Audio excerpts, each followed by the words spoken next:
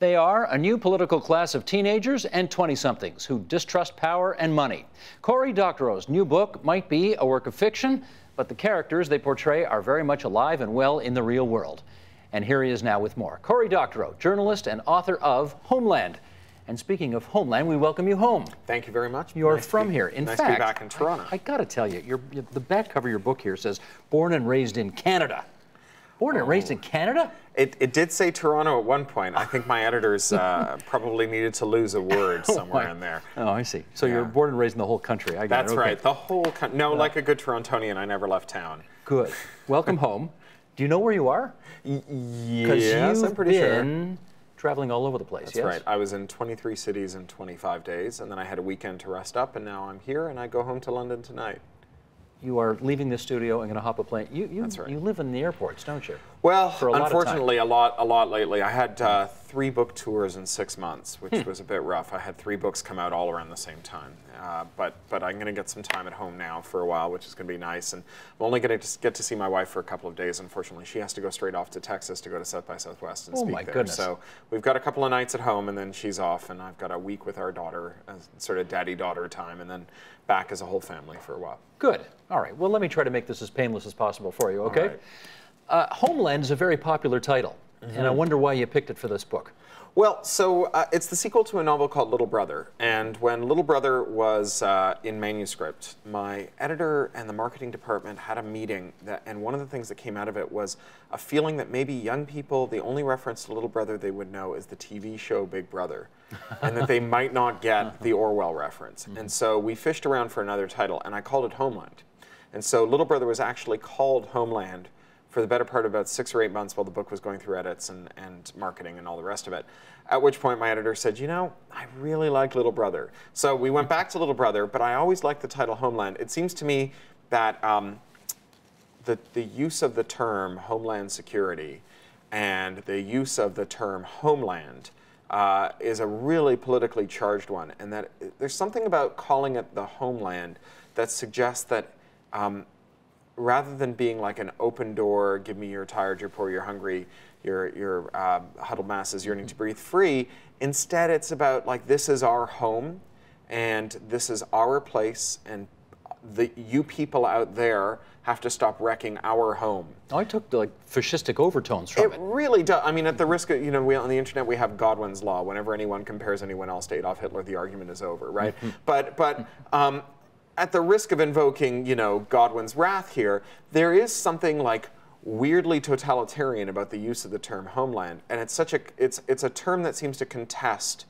the legitimacy of anyone's claim on a true vision of what the country should be. If you start saying that in the name of the that the homeland is only truly safe if we all take our shoes off and agree to go through the porno scanners and allow for unlimited warrantless wiretapping, and if victims can listen in all of our phone calls, then you're really saying that anyone who disagrees with this is some kind of less than proper, you know, person. You are unpatriotic. You are you don't belong. You haven't absorbed the values of our homeland.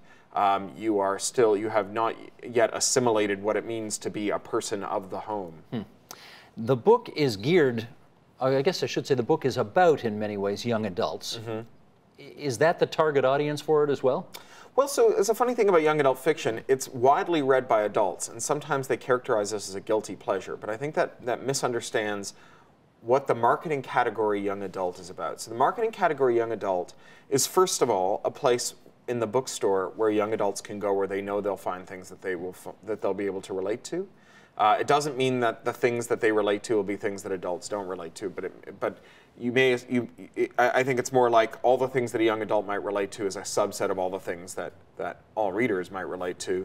And then the other thing that we use the marketing category for is what could a librarian in a school or a young adult collection shelve without losing her job? Right? And so young adult as a category serves those two functions. And then it usually also demarks fiction that's about young adults. And as you say, this is about young adults as well as young adult fiction. And to be a young adult is to have a highly charged dramatic life, even if you aren't going through the adventures that my characters are going through, because young adults do things for the first time and they're changed forever by doing them. and going in, they can't know what that change will result in. So, you know, the first time you tell a lie of consequence, the first time you disobey your parents in an important way, the first time you trust someone who you've never met to do with something important. These are all a kind of microcosm of the big bang of adolescence, which is losing your virginity, right? They're all transformative experiences that going into them you can't predict how you're going to be, and coming out of them you're someone totally different.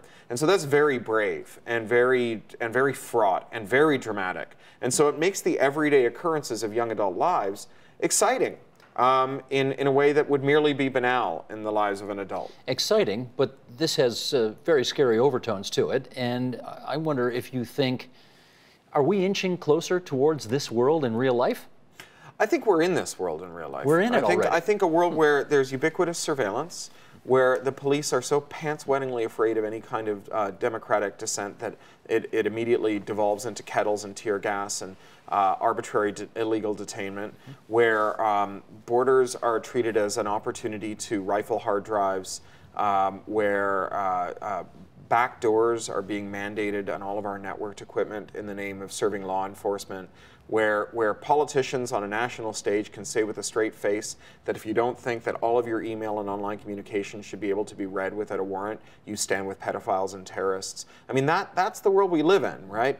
Throw in some drones and you know, a total overreaction anytime there's a government leak that embarrasses the government but nevertheless exposes wrongdoing. You know, it's the equivalent of giving Woodward and Bernstein a jail sentence instead of a job and a book deal. And you've got the world of Homeland. You know, I think that like science fiction often is not about the future. It's kind of predicting the present. It's about teasing out those elements of the present that are profoundly changing our world, but are nevertheless, that change is so diffused that it's hard to put your finger on it. Let me push back a little bit here, only because you quoted, I think, Vic Taves in the middle of that somewhere with, you're either standing with us or you're with the child pornographers. And that bill, he had to pull that back. It was too intrusive. Parliament recognized it. He had to pull it back, and it did not become the law of the land. Well, they've just reintroduced it as Bill C-55. Right? I mean, it was a strategic withdrawal. The thing is that it cost Parliament almost nothing to introduce crazy, overreaching bills, whereas it cost people who oppose those bills, essentially because we're all volunteers, we don't draw a taxpayer's salary to fight those bills. We have to put everything we do for a living on hold and go fight the horrible bill. And then they can strategically withdraw it and then reintroduce it. And, you know, our job is to convince the media that there's news here. And the same, Meet the New Bill, same as the old bill, is less newsworthy than Meet the New Bill.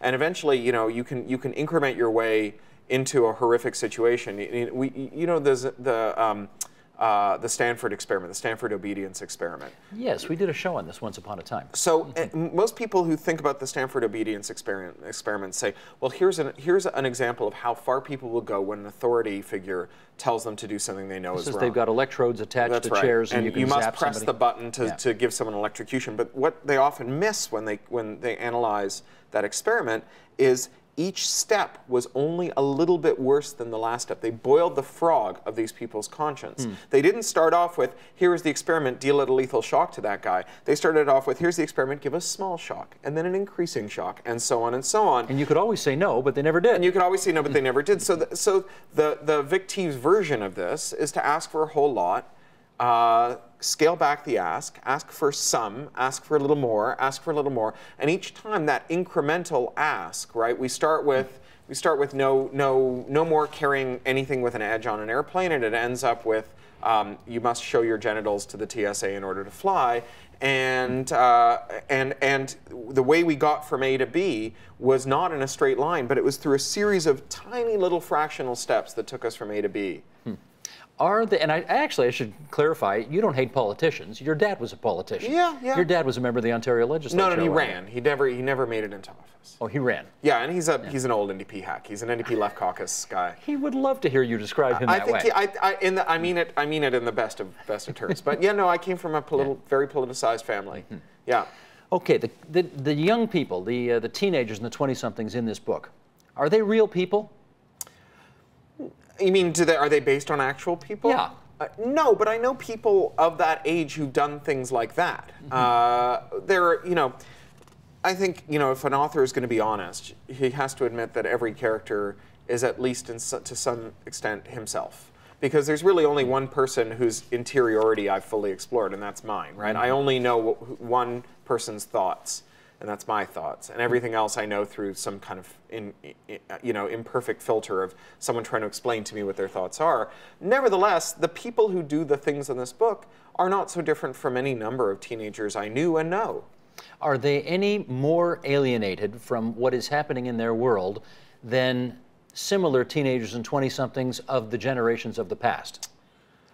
You know, that's a good question. I don't know that you can that it's useful to measure alienation on a quantitative scale. I think that their alienation has a distinct and unique character that is of the moment. That's the alienation that you get when, on the one hand, you have access to tools that allow you to be organized and sociable with people in ways that have never existed before, but at the same time, those tools are commodify all of your relationships and are, functionally just surveillance technologies repurposed as social media, where you have, this enormous pressure to get into tertiary education to get a job, but also skyrocketing tuition and associated fees, which you're vanishingly unlikely to ever see a real return on, and it's this kind of horrific thing that you're in, where you must get a degree to get a job, but to get a degree you must spend your way into penury and never have that really blessed thing that I had, at the start of the 90s when the .com revolution was kicking off. I didn't have any student debt. I could quit my job and go and start a company, right? You can't do that if you're sitting on $100,000, $200,000, $300,000 worth of student debt, especially not in the US, where that debt has all these special characters. Like you can't restructure it into bankruptcy. It can be taken out of your Social Security check, and arbitrary penalties can be levied for missing a payment, where you can have a $20,000 debt balloon into a $100,000 debt just because the bank lost your check. But this generation does have access to technology in a way that previous generations did not, and I wonder if today's generation feels that that's an empowering advantage that they have that their parents and grandparents maybe didn't have. Well, I totally do, and I think that there's this. I do some work for this online site called Shareable, just volunteer stuff. I wrote an introduction to a book they wrote and they did, and so on. And one of Shareable's tenets is that a characteristic of the current generation is that exclusive ownership of a thing is less important than the use of a thing. And why do we all have our own lawnmowers and garden hoses and hacksaws when we only use them very briefly? It's only because we have this information problem where knowing where there is a hacksaw we can use is more expensive than buying a hacksaw. Yeah, this is the new thing, isn't it? Neighborhoods buy these things. That's right, and there are innumerable sharing services. There's Bixby Bikes, and there's Zip Cars, and so on. And living in the UK, as I do in London, with our tiny flat, owning something is a liability. Every square centimeter that I devote to physical objects is a square centimeter on which I can no longer perch my daughter. So how many square feet you got? We live in 600 square feet, up 6 flights of stairs. Yeah. For 3 people? For 3 people, yeah. That's tight. Yeah, and our neighbors have 3 kids living in an identical place. So it's pretty tight, right? It's getting Tokyo tight. It's getting Hong Kong tight. And so, why do we need exclusive ownership of any of these things? Let me expand that and talk about the ownership of democracy and whether young people feel that they have that. And you saw the Spider-Man movie, right? The first Spider-Man movie, where Uncle Ben says, "Peter, with great power comes great responsibility." Young people have great power today through technology that their parents and grandparents didn't have. Do they feel a 21st century responsibility for democracy? Yes and no. I mean, I think that this is the most gerrymandered that our electoral districts have ever been. So in one sense, your vote counts for less than it ever has before. On the other hand, the power to overcome the coordination problem, the collective action problem necessary to really raise your voice when it matters is something that is uniquely vested in the current generation. If you think about, or at least in the current era of which the current generation are natives, I'm wary of saying there are characteristics that are the sole property of people born after a certain year. There are communal property. Nevertheless, the vanguard is the people who grew up in it. And so if you think about the SOPA fight, you know, everyone will remember there was a day last year when none of the kids in the English-speaking world could do their homework this because... is just for people my age, this was the anti-piracy campaign. So you remember there was a day when all the kids in the English-speaking world couldn't do their homework because Wikipedia shut itself down in protest of the SOPA bill. And I was in D.C. a week before the SOPA hearings, and every Hill rat and insider and Beltway, you know, hanger-on I knew said, forget about it, you can't win this. They've counted up the votes. There are enough members of Congress who rely on the money from the entertainment industry to get reelected. They're not even talking to anyone else. It was like when James Moore was pushing Bill C-11 through, or Bev Oda or any of his predecessors, pushing through Canadian copyright modernization rules. And they literally would not talk to anyone except for the American entertainment companies because that was their bread and butter, right? So same thing here. You've got these multi-term incumbents on the Hill who rely to get reelected on the big entertainment companies, and they're never going to vote against this. They wouldn't even allow anyone to speak against it in the hearings. It was entirely like a one-sided, you know, like a Stalinist, you know, Truth and Reconciliation hearing or something, right? So facing that, and young so people think... we organized this amazing protest, all these different activist groups. So one of the things we did, so that it would have shut down any website where people could talk to each other, any place where there was message boards or user-generated content. And so activists created a little widget you could put on your website if you ran one of those websites. And when people came, it would say, oh, hi there, you like my website. Well, I'm going to have to shut it down if Congress does this awful thing. Give me your postcode, your zip code, and I'll tell you who your member of Congress is, who your senators are, where they stand on this. And with one click, you can phone them up from your computer.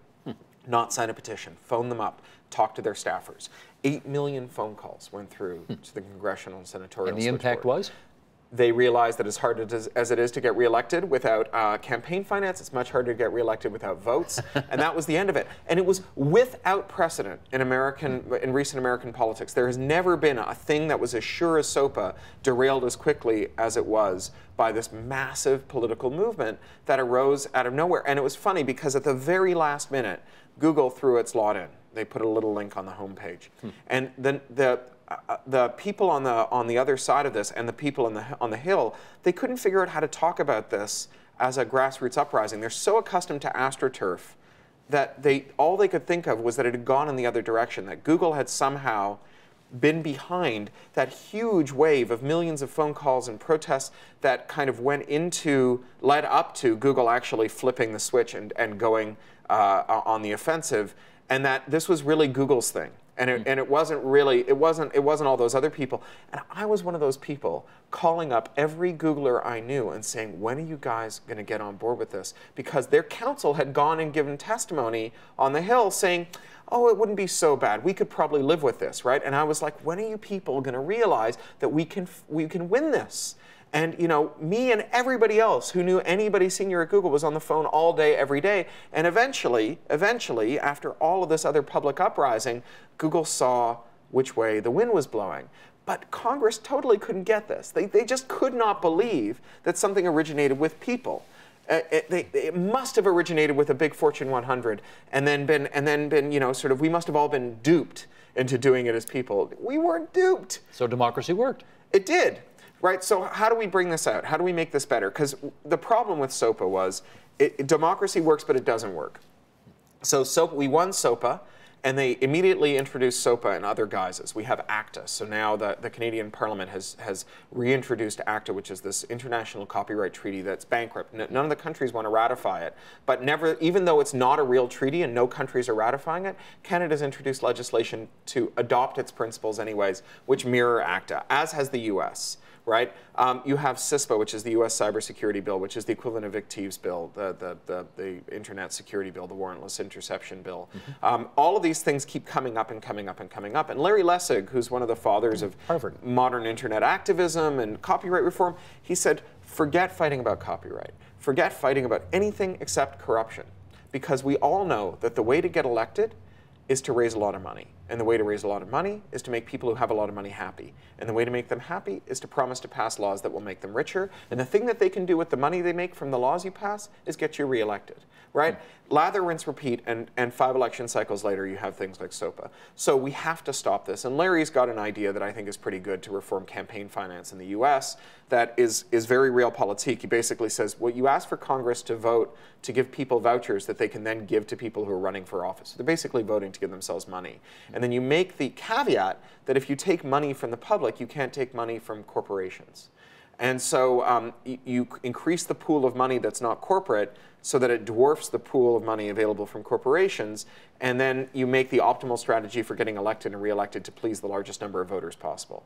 And that seems like a pretty good fix. It doesn't require repealing the awful Supreme Court decision in Citizens United that said money is speech and corporations are people, and corporations can spend as much money they want because they're people, and it would infringe their free speech rights to stop them from buying politicians. You don't have to, off 3 Supreme Court justices and repeal Citizens United to make this work. You don't need a constitutional Congress. You just need to get Congress to vote to give themselves more money, which sounds like a much easier bet than any of those other ones. And you stop the corruption. He's got this thing, rootstrikers.org, that I talk about in the book. That's a pretty good way of doing it. We've had him on talking about it. Yeah. But in the book, I address this in a different way. So I knew that I wanted to have a politician get elected without raising a ton of money and without having a party affiliation, someone who's truly independent and only represented the people who voted him in. And so I wrote to all these different election strategists who'd worked on Obama, who'd worked on Dean, who'd worked on various Republican candidates, who'd worked on for Leighton, all these people. And I said, what have you got? Like, what's your best outside the box thinking? But it was like, it wasn't outside the box. It was all inside the beltway. It was all inside the box. And so I wrote to a bunch of activists I knew, and one activist who I think we're going to talk about later, a young man named Aaron Swartz. That's tomorrow. Yeah, an hour after I sent him this email, he sent me back like a full-fledged design document for a thing he called a machine for getting votes, a way to use social media to get people of goodwill to elect politicians of goodwill without needing a ton of money. And it was so good, it was like shovel ready. I pasted the whole thing straight into the book, except for the last 2 sentences, which were, I gotta go now, I'm gonna go build this. And did you? No, he did. He did. He did. If you build it, they will come. I think that'll be one of his legacies. As you know, he died rather tragically, but the last code that he submitted to GitHub, the big open source repository, was code on this project. So we'll talk about it tomorrow. Yeah. I think with a few minutes left here, let's play this. We had Jeremy Rifkin on this program last year. I want to play some tape on him, and then we'll come back and chat. So take a look at the monitor here, and let's roll tape, please. In my generation, we thought power is top-down. So when we hear lateral power, it's an oxymoron. How can you have lateral power, side-by-side, peer-to-peer? Power always has to be a pyramid. Everyone in the internet generation has no problem because they organize peer-to-peer. For them, lateral power is power. So this changes the political frame of reference. When a young person talks politics, they don't talk about right, left, who owns the means of production, capitalism versus socialism. That's some historical artifact.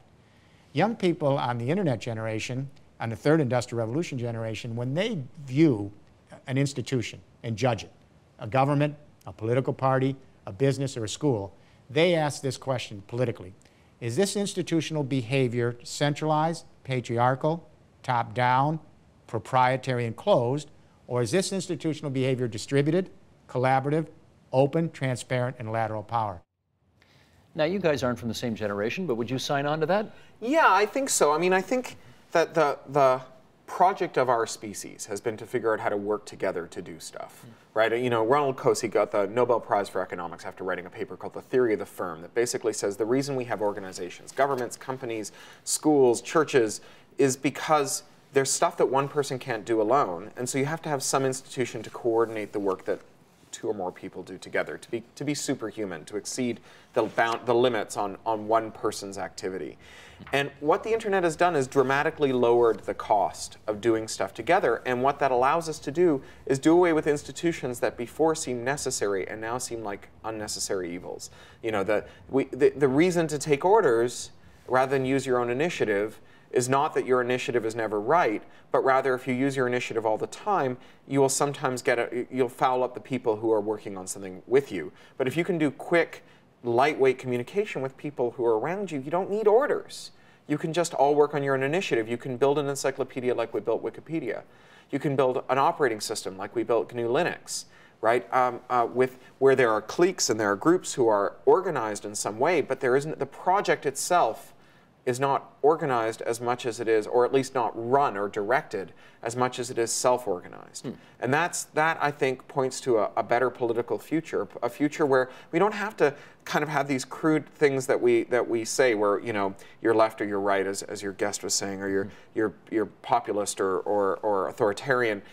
instead, you know, we can do what they did at Occupy. You know, Occupy got a lot of stick for not having an agenda. But what Occupy did was they said, we don't need to make sure that we're all on the same page about everything. The reason you want to do that before forming a group is that if you're going to put a lot of work into forming a group, you want to make sure you're not going to schism immediately. But if it takes no energy to form a group, we can all walk together until we reach the point where we no longer agree, and then we can go our separate ways, right? And I think that that points to a future that's less doctrinaire and more inclusive and less schismatic, and where we can acknowledge that we have more in common with each other than we have in difference. Well, except Occupied kind of fizzled out, didn't it? They did. The lack of message means that media stopped covering them. Well, so Occupy managed to change what we talked about during that period. If you look at the Pew studies on actual media, the use of words like 1%, the use of economic concepts and so on, pre and post Occupy, it did totally change. The fact that Occupy didn't sustain only really goes to the point, which is that if it doesn't cost you much to start something, you don't need to continue it after it's outlived its usefulness. There might be something, I mean, I saw so many attempts to do the SOPA protest before the SOPA protest that didn't happen, right? That didn't work out. When you're inventing something new, the fact that you failed the first time out or a second time out or the fifth time out doesn't mean that there isn't any there. The best way to double your success rate is to triple your failure rate. And the best way to triple your failure rate is to make failure cheap. And the internet makes it cheap to try experiments in action and in collective action. And so we can find all kinds of new ways of making stuff happen. You have not outlived your usefulness on this program here. So well, thank you. Sit tight, because we're going to do another program tomorrow night and talk about Aaron Swartz, who you talked about a little earlier on. Excellent. So Cory Doctorow, as we suggested, will be with us again tomorrow night, and hope you can too. I'm Steve Paikin. Thanks for watching TVO, for joining us online at tvo.org, and we'll see you again tomorrow. Funding for the Agenda in the Summer with Steve Paikin is provided by Ontario's 33,000 chartered accountants, public policy leaders since 1879. More information is available at icao.on.ca. And by contributions to TVO by viewers like you. Thank you.